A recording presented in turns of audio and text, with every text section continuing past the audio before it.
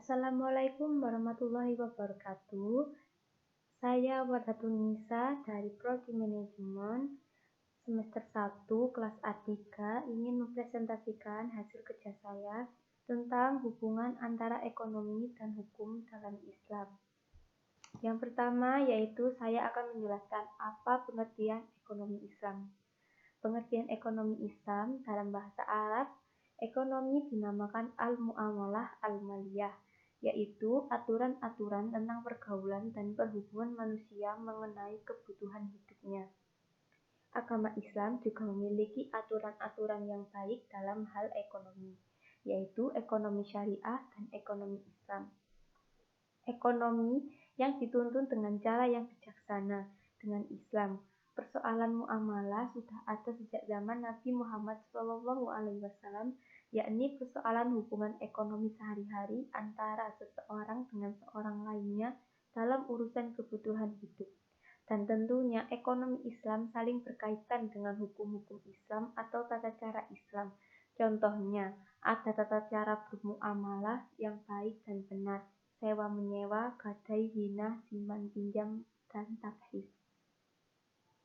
Catatan penting dalam bermuamalah dalam Islam yaitu Al-Quran membolehkan jual beli dengan tata cara muamalah yang benar dan mengharamkan riba dengan firman Allah Subhanahu wa Ta'ala.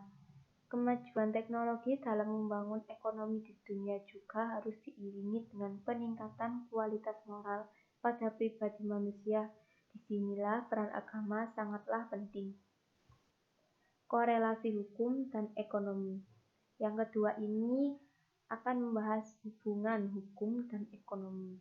Hubungan antara hukum dengan ekonomi yaitu ekonomi merupakan tujuan masyarakat untuk memenuhi kebutuhan dan kesejahteraan. Sedangkan hukum adalah aturan atau tata tertib sosial yang di dalamnya terdapat kegiatan ekonomi seperti para bisnis yang membutuhkan hukum dalam masalah ekonomi. Apabila hukum lemah, maka mengakibatkan usaha bagi para pembisnis menjadi tidak sehat. Pengaruh ini dalam bentuk pertimbangan-pertimbangan untung rugi yang berpengaruh pada kerja hukum. Karena tidak semua orang patuh terhadap hukum, atas dasar hukum memang harus ditaati. Masyarakat pun biasa mentaati hukum karena tujuan-tujuan lain untuk memperoleh keuntungan ekonomis. Sebaliknya, jika tidak melihat keuntungan ekonomis, maka akan rugi dan tidak mentaati hukum yang ada. Dengan kata lain, seseorang yang mempelajari hukum seharusnya mempelajari ekonomi juga. Nah, yang ketiga yaitu hukum ekonomi dalam perundang-undangan. Rintisan penerapan ekonomi keuangan syariah tingkat nasional diawali dengan berdirinya Bank Muamalat Indonesia yang secara tegas memberikan pelayanan operasional perbankan dengan sistem bagi hasil atau mudharabah. Beroperasinya sistem perbankan syariah memperoleh landasan hukum Undang-Undang Nomor 10 tentang Perubahan UU Nomor 7 Tahun 1992 tentang Perbankan. Kemudian diperkuat lagi dengan Undang-Undang Nomor 23 Tahun 1992 tentang Bank Indonesia, sebagaimana telah diubah dengan Undang-Undang Nomor 3 Tahun 2004 tentang Bank Indonesia yang memungkinkan penerapan kebijakan moneter berdasarkan prinsip-prinsip syariah. Kedua undang-undang tersebut menjadi landasan hukum bagi perbankan nasional untuk menerapkan sistem perbankan ganda, dual banking system, yaitu penggunaan perbankan konvensional dan syariah yang berjalan secara paralel. Yang kedua yaitu pada 7 Mei 2008 berlaku Undang-Undang Nomor 19 Tahun 2008 tentang Surat Berharga Syariah Negara atau SBSN sebagai dasar hukum pengembangan instrumen keuangan syariah.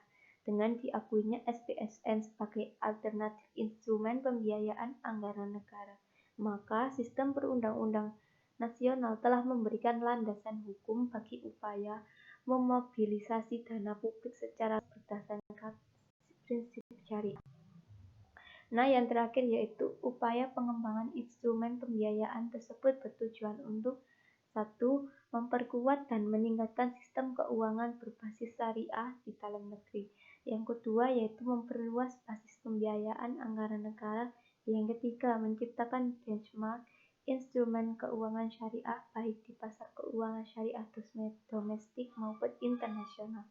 Yang keempat, memperluas dan mendiversifikasi basis investor. Yang kelima, mengembangkan alternatif instrumen investasi baik bagi investor dalam negeri maupun luar negeri yang mencari instrumen keuangan berbasis syariah. Dan yang terakhir keenam, yaitu untuk mendorong pertumbuhan pasar keuangan syariah di Indonesia.